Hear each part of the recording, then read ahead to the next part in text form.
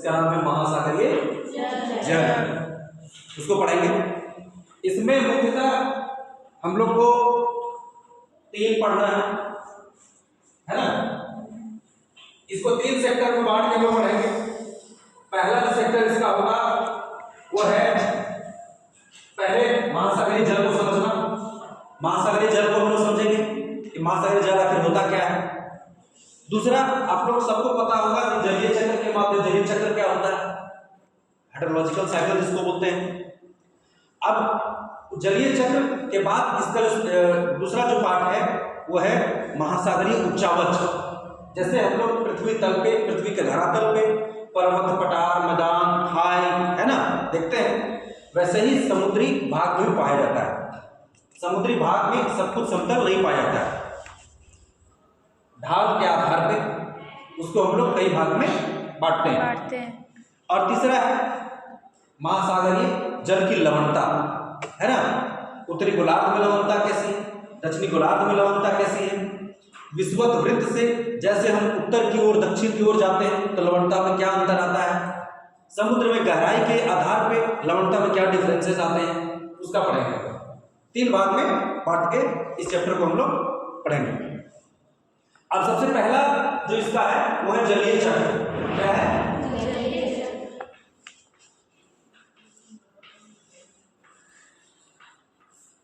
पहले तो आप लोग को पता होना चाहिए कि महासागरीय जल जो होता है वो आप लोग पता है कि सूर्य की रोशनी से जो किरणें आती हैं उससे हमारे जो पृथ्वी को, जल को, सबको उष्मा प्राप्त होता है ना।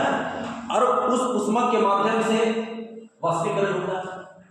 वाष्पीकरण के द्वारा जब वाष्प ऊपर जाते हैं तो संघनित होकर बादल का रूप लेते हैं और फिर वर्षा कराते हैं।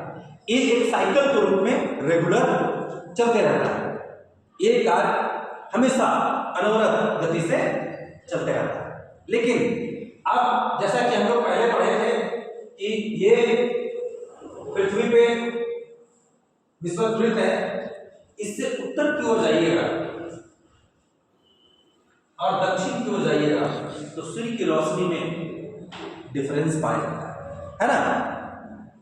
यहाँ पे ये जो कर्क रेखा और मकर रेखा के बीच में आपको साल भर लगभग सूर्य की रोशनी पर्याप्त मात्रा में मिलती है। लेकिन जैसे जैसे हम उत्तर दक्षिण की ओर जाते हैं तो तापमान में अंतर पाया जाता है। अब जब तापमान में अंतर पाया जाएगा तो वाष्पीकरण में भी अंतर पाया जाएगा। जहां तापमान ज्यादा होगा वहां वाष्पीकरण भी ज्यादा होगा, है ना। जहां तापमान कम पाया जाएगा वहां वाष्पीकरण भी कम होगा, है ना। अब जैसे आप लोग को पता है कि हमारे पृथ्वी को नीला ग्रह क्यों कहा जाता है, जल की ज्यादा उपलब्धता के कारण से कहा जाता है। लगभग 71% जो भाग है उस पे जलीय भाग है ना, जल पाया जाता है, इसलिए हम नीला ग्रह भी बोलते हैं।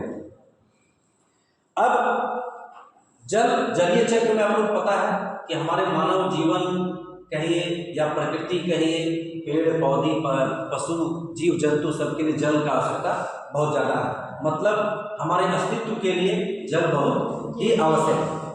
दूसरा, जल कई रूप में पाया जाता है, गैस में पाया जाता है, वाष्प गैस का रूप है ना, ठोस पाया जाता है बर्फ के रूप में, और लिक्विड फॉर्म में जो बहते हुए जल को हम लोग देखते हैं, है ना, जिसको हम लोग पीते हैं, है ना, तो लिक्विड फॉर्म में पाया जाता है। अब यह जो जल है ये इसका जो वितरण है वो बहुत असमान है। मतलब कहीं बहुत ज्यादा मात्रा में, कहीं बहुत कम मात्रा में, समझे।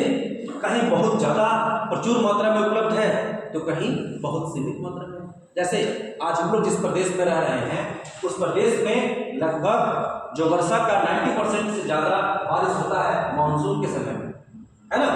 3-4 महीने में पूरा वर्षा होता है। अब इसी वर्षा के माध्यम से हम लोग को पूरा साल हमारा जो मिट्टी है उर्वरता है ना, या जो पेयजल है वो उपलब्ध होता है। कुआं तालाब में जो पानी है वहां से उपलब्ध होता है। जैसे बरसात मानसून के दिन में बहुत ज्यादा वर्षा पाया जाएगा और गर्मियों में समस्या है ना, ठीक है। अब मृदा जो है जल जो है मृदा में पाया जाता है नमी के रूप में, है ना। हिम नदी में पाया जाता है बर्फ के रूप में।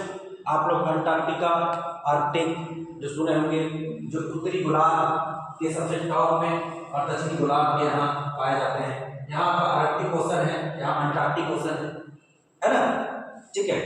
इस जगह पे आपका बर्फ का बहुत ज्यादा पाया जाएगा, इस जगह बर्फ पाया जाएगा। क्यों पाया जाएगा? ठंडी ज्यादा पड़ती है, समझे। तो वो भी एक जल का ही रूप है ना, जो बर्फ है। उसके बाद क्या होता है कि भूमिगत जल में पाया जाता है, समुद्र में पाया जाता है, ताजा पानी के रूप में पाया जाता है, नदियों में जो पाया जाता है ना। तो ताजा पानी हमारे पीने योग्य होता है, खारा पानी पीने योग्य नहीं होता है। अब बहुत जगह पे क्या होता है कि जल का संकट भी आने लगा, जल संकट के रूप में भी आता है। आज एग्रीकल्चर बिना जल का संभव है, खेती करना बिना जल का संभव नहीं है। अब उसमें अब जल तो हम लोग समझ लिए, उसके बाद आ जाता है महासागरीय अधः स्थल का उच्चावच, है ना। महासागरीय अधः स्थल का उच्चावच,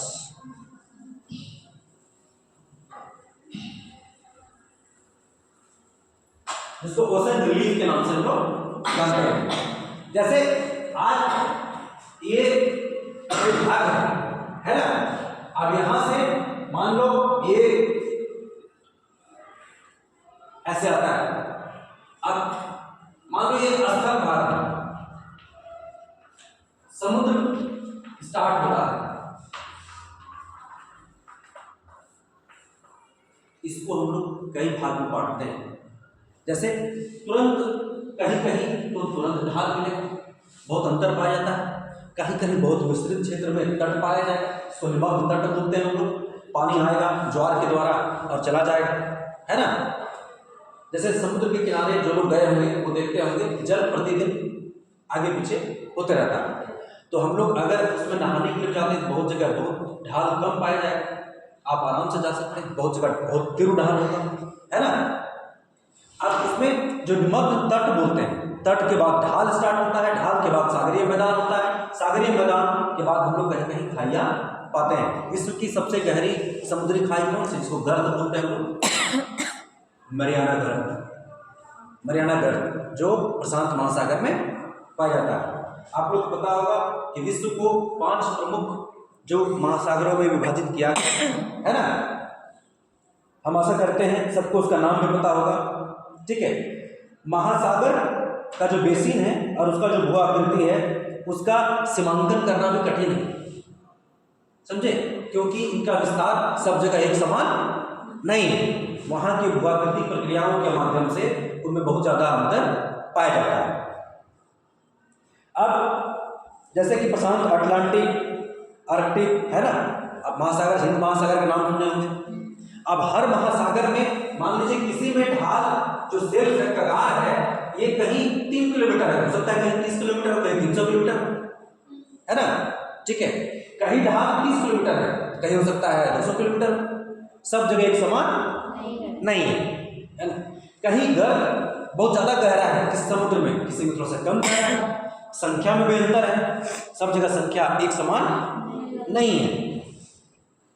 अब उसमें जो हम लोग सबसे पहले पढ़ते हैं, अब इसमें कई सेल्फ पाया जाता है, ढाल, मैदान, गंभीर, जो भी बताया, कटक, पहाड़ियाँ, समुद्री टीला, निमग्न द्वीप, खाइयाँ, खड्ड, है ना। कई तरह की भू आकृतियाँ उसमें पाई जाती हैं, समुद्र के नीचे भी। जैसे हम लोग पृथ्वी पढ़ते हैं ना, भी आकार की घाटी, यू आकार की घाटी, है ना। इसको हम लोग झारखंड में जैसे पठारी प्रदेश कहते हैं, है ना। तो वैसे ही समुद्र के नीचे कई तरह की स्थलाकृतियाँ पाई जाती हैं, ठीक है। अब जो फर्स्ट है वो है महाद्वीपीय सेल्फ, जिसको हम लोग कहते हैं महाद्वीपीय सेल्फ, जिसको हिंदी में हम लोग कगार बोलते हैं, समझे, ठीक है। महासागरीय सेल्फ होता है वो महाद्वीप से और समुद्र का जब मिलन होता है, जहां मिलते हैं वहां पाया जाता है, ठीक है। अपेक्षाकृत ये उथले समुद्र के खाड़ियों वाला घिरा हुआ क्षेत्र होता है, उथला क्षेत्र होता है, जो समुद्र से घिरा हुआ क्षेत्र होता है। महासागर का सबसे उथला भाग होता है, जिसका ढाल जो होता है, स्लोप ग्रेडियंट जो होता है, उसका लगभग 2 डिग्री के आसपास होता है। 2 डिग्री ढाल मतलब बहुत ही कम ढाल है, बहुत ही कम ढाल, धीरे धीरे ढाल बढ़ेगा। यह अतंत्र ढाल पर जाके समाप्त हो जाएगा। ये जो सेल्फ है यहाँ ढाल कम है, लेकिन आगे जब स्लोप आएगा तो इसका ढाल का जो तीव्रता है वो बढ़ जाएगा, वहां जाके खत्म हो जाता है। कहीं कहीं चौड़ाई जो एक महासागर, जैसे पहले बता रहे थे कि एक महासागर से लेकर दूसरे महासागर के बीच में इसका चौड़ाई में अंतर पाया जाता है। हिंद महासागर, प्रशांत महासागर, है ना, अटलांटिक ओशन, सब जगह एक समान ये सेल्फ नहीं पाया है। कहीं महासागरीय सेल्फों की औसत चौड़ाई जो होता है, औसत चौड़ाई एवरेज 80 किलोमीटर एक एवरेज है सभी में। कई कुछ सीमांत तो कुछ ऐसे भी जगह होते हैं, कुछ ऐसे सीमांत भी होते हैं, कुछ ऐसे महाद्वीप जहाँ समुद्र से मिलते हैं वहाँ सेल्फ नहीं पाया जाता। हो सकता है डायरेक्ट स्लोप स्टार्ट हो, ऐसा भी होता है। ठीक है, यह 30 मीटर से लेके 300 मीटर के बीच में गहरी पाई जाती है। ठीक है, एक रेंज है। अब इसमें जो अवसाद पाए जाते हैं, जैसे स्थल भाग से जो सेडिमेंट आते हैं, अवसाद आते हैं, है ना, वो एक समान नहीं पाया जाता। मान लो कहीं पे इतना है तो हो सकता है कहीं पे बहुत ज्यादा, समझे आप। मान लो ढाल की तीव्रता जहाँ ज्यादा होगा वहाँ ऑब्वियस कि जो अवसाद का जो मात्रा है तो कम गहरा पाएगा, है ना, उसका मोटाई कम हो। लेकिन जहाँ ढाल थोड़ा सा कम होगा वहाँ अवसाद ज्यादा पाएगा।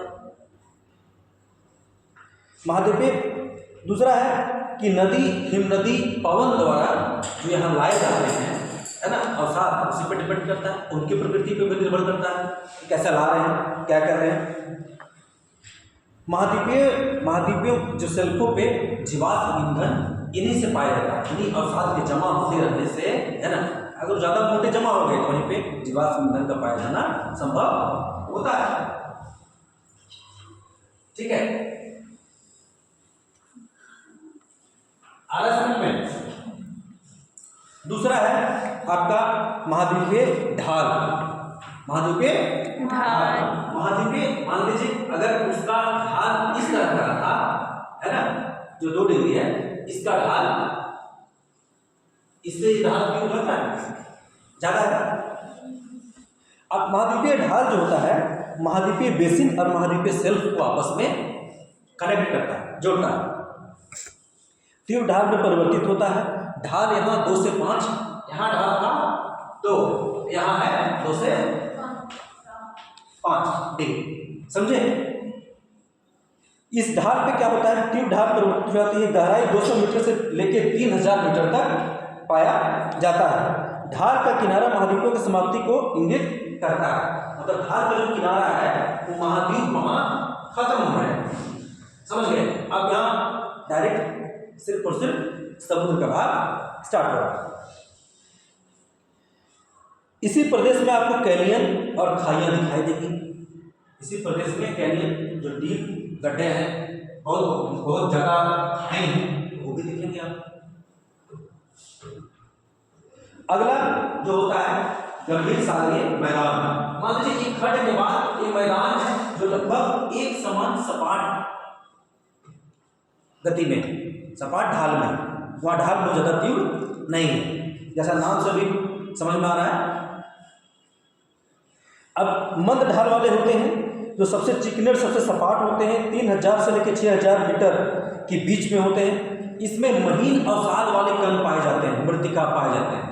महीन अवसाद, बहुत ज़्यादा महीन कण इसके तल पे पाए जाते हैं, अवसाद पाए जाते हैं।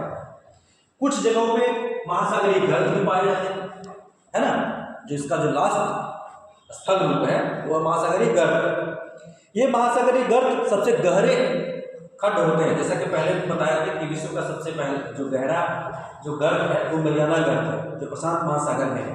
अगर हिमालय को उसमें डुबा दिया जाए तो हिमालय में उसमें डूब जाएगा, इतना बड़ा गड्ढा है, इतना बड़ा गर्त है, समझे। ठीक है, यह 3 से 5 किलोमीटर गहरे होते हैं। 3 से 5 किलोमीटर गहरे गर्त जो होते हैं, विश्व में लगभग अभी तक 57 के आसपास गर्त खोजे गए हैं। जिसमें से 32 प्रशांत महासागर में, 19 अटलांटिक महासागर में, 6 हिंद महासागर में पाए जाते हैं। ठीक है। अब इन सब के अलावा भी कुछ कुछ लघु आकृतियां होती हैं, कुछ कुछ, ये तो बड़े बड़े स्तंभ हो गए, ये तो बड़े स्तंभ हो गए महासागरीय उच्चावच के बड़े स्तंभ हो गए। कुछ कुछ इसके छोटे छोटे छोटे छोटे और भी पाए जाते हैं, जैसे मध्य महासागरीय कटक हो गए, समुद्री टीला हो गया। मध्य महासागरीय कटक मीन्स जहां दो बड़े श्रृंखला या फेज आपस में मिलते हैं और उसमें एक कटक का निर्माण बीच में होता है। समुद्री टीला है, ये टीला मान लीजिए ये समुद्र है ना, ये टीला है, ये देखिए टीला यहां तक नहीं पहुंच पाएगा, लेकिन समुद्र में तो टीला अगर इधर से कोई जाएगा, इधर से आएगा, टीला के रूप में नजर आएगा ना उसको, जल के नीचे, उसको टीला कहेंगे। सतह तक नहीं पहुंच पाते हैं। सपाट जलमग्न कैनियन पाए जाते हैं जो एकदम सपाट होंगे, कंप्लीट सपाट। ठीक है। कुछ कुछ तो ऊपर भी आ जाते हैं। निमग्न द्वीप पाए जाएंगे, वैसे चपटे शिखर वाले द्वीप जो जल में डूबे रहेंगे लेकिन द्वीप के रूप में नजर आएंगे। ठीक है। कभी कभी उसमें से कुछ कुछ ऊपर भी आते हैं, जल के ऊपर। प्रवाल द्वीप, प्रवाल का नाम आप लोग अगला आगे पढ़िएगा, प्रवाल क्या होता है और प्रवाल के द्वारा भी कई तरह नदी का निर्माण होता है। ठीक है।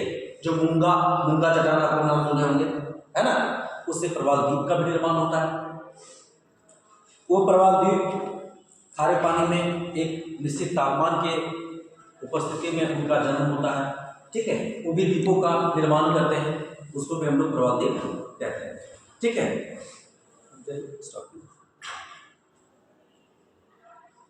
ठीक है।